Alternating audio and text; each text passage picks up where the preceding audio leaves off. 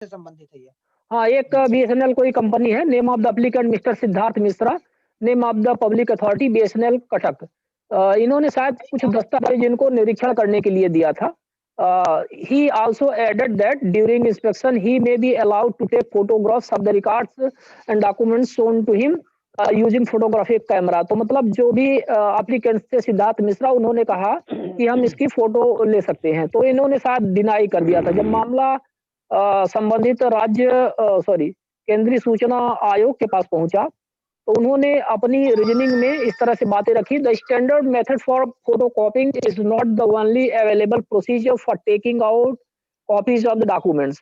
Several libraries and archives do regularly create copies of their precious documents, which may not be in the condition to be photocopied through commonly available machines. आप लोग थोड़ा सा अपना mute करे रहें। By using technologically sophisticated instruments, it should be possible to explore alternative technological solutions for photocopying delicate documents, such as using static cameras and other similar instruments to take snaps of the pages. तो मतलब जरूरी नहीं है कि सारे documents photo copy में ही उपलब्ध हों। बहुत सारी चीजें आजकल लाइब्रेरी जो रहती हैं वो आपको ऑनलाइन उपलब्ध करवा रही हैं विभिन्न माध्यमों से। और इसी प्रोसेस में ये भी है कि यदि आपके पास कोई स्टैटिक कैमरा है तो आप उससे इसका फोटोग्राफ्स भी ले सकते हैं। तो अभी यहाँ पे ऑर्डर आया, तो डिसीजन आया, तो डिसीजन में इन्होंने इंफॉर्मेशन कमीशन ने दिया कि the commission invokes section 2J4 को इन्वोक करते हुए कमीशन ने अब the RTI act to allow use of camera by appellant to take photos of documents required. Accordingly, the CPIO is directed to provide all the information as requested by the appellant in his RTI request dated 18 August 2008, and also allow the use of photographic camera for taking photographs of records in the file which the BSNL had agreed to show to the appellant. The information to be provided within 15 days of the receipt of this order. तो आपने देखा कि 18 अगस्त 2008 का मामला है। 2J4 का power का उपयोग करते हुए कमीशन ने आदेश दिया है कि जो भी बीएसएनएल कंपनी ने रिकॉर्ड्स दिखाने के लिए बोला है कि आप आइए इन रिकॉर्ड्स का आप अवलोकन कर सकते हैं, तो अपीलेंट वहां पर जा करके उनकी फोटोग्राफ्स भी ले सकता है। तो जब भी आप कभी जाएं किसी कार्यालय में निरीक्षण करने के लिए और आपको लगे कि ठीक है हमें इसकी फोटोकॉपी नहीं लेना है, हम यहीं पे इसको आजकल कैम स्कैनर और बहुत सारे लेंस आते हैं, उनसे अपन सीधे पीडीएफ फाइल ले लेते हैं, अनावश्यक है इसका हमें सर्टिफाइड या वो भी कॉपी लेना, तो आप उसकी फोटो ले सकते हैं आप इसमें सीधे। इस ऑर्डर का आप बिल्कुल कोट कर दीजिए, इंपॉर्टेंट ऑर्डर है।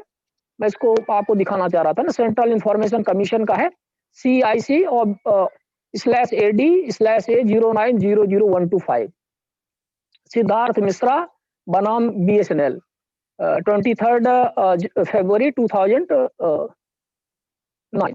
तो ये ऑर्डर है। आप थोड़ा सा इसको ग्रुप में भी आ गया है, शायद शैलेश सर ने इसको शेयर किया है, मैं जस्ट अभी देख ही रहा था। और ये अन्नपूर्णा दीक्षित इंफॉर्मेशन कमिश्नर है, उन्होंने ये ऑर्डर दिया था।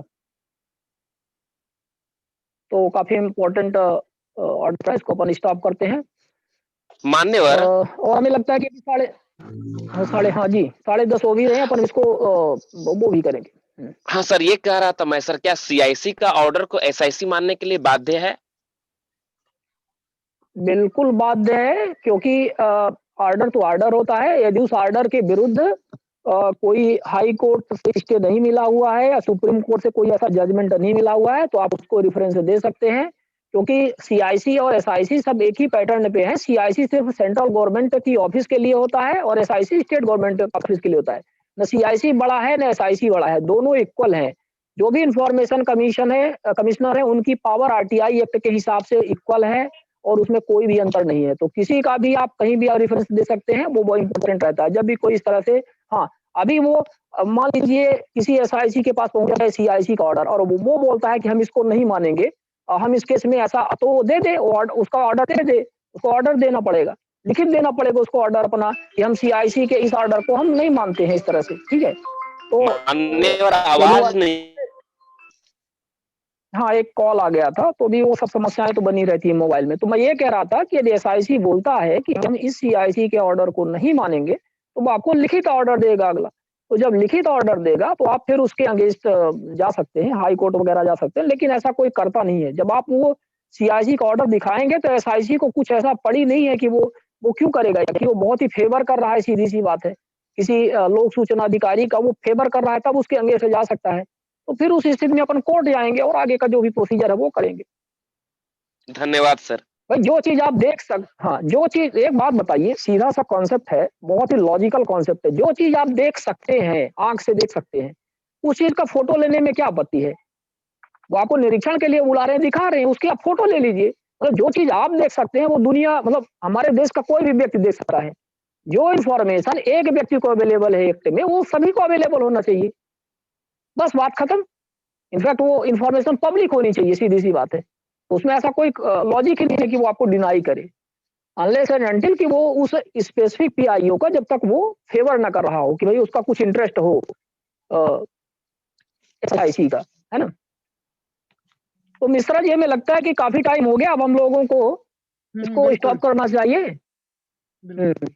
आप सभी का बहुत-बहुत धन्यवाद जुड़ने के लिए। अगले संडे को याद रखिएगा, हम एक नए टॉपिक के साथ फिर आएँगे। अभी संडे का टॉपिक डिसाइड नहीं हो पाया है, पर हो गया, कोई ना कोई टॉपिक आ ही जाएगा, हमारी रेगुलर मीटिंग है ना? तो नित्यानंद जी, शिवेन जी, आपको विनोद दास जी और हमारे इसके कार्यक्रम में जुड़े हुए सभी हमारे साथीगण और उत्तराखंड और तमाम से पधारे और जो भी हमारे सब साथीगण हैं यहाँ पर, आप सभी को बहुत-बहुत धन्यवाद। अंसारी जी, मिश्रा जी और जितने भी सारे लोग दिख रहे हैं, हम मुलाकात करते हैं अगले संडे को, तब तक के लिए धन्यवाद।